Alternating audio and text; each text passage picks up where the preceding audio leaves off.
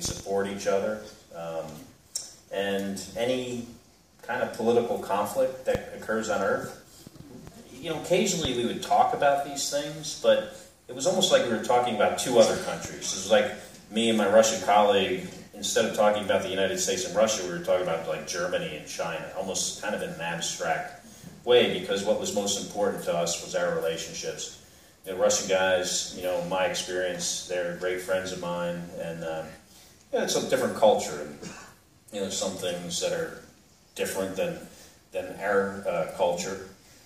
My friend Misha, that I spent a year in space with, Misha Kornienko, he said a number of times, he said, if we ever wanted to solve our two countries' problems that we have with one another, we should just put our two presidents in space together.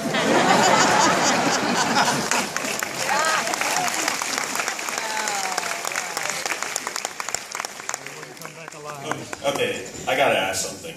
So, I know in space it could probably get lonely there, but did you ever, bring a fidget spinner with you, pass the time or something? No fidget spinner. I don't think they existed then. No, they didn't. They're kind of new. But never bored. Surprisingly. I mean, we have a lot of work to do. My work day was always, well over 12 hours long, 6 days a week. And then on the weekends, I had personal stuff I wanted to do, like taking pictures of the Earth or, writing in a journal because I thought I might write a book, or reading, or, even watching TV shows. I binge watched Game of Thrones in space. Twice. Never bored.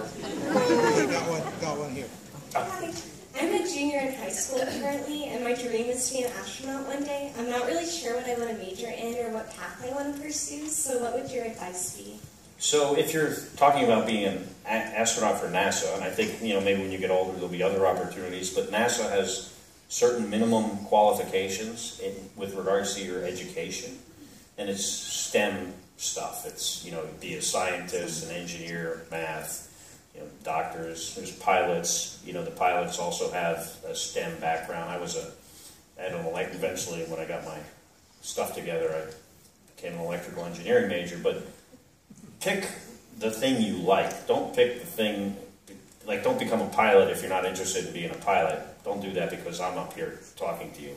If you want to be, a chemist or, a doctor, do that, because if you like it, you're going to do better at it. And, we spend a lot of our lives at work, and you might as well, do something you enjoy. Also, though, NASA wants people that have other skills.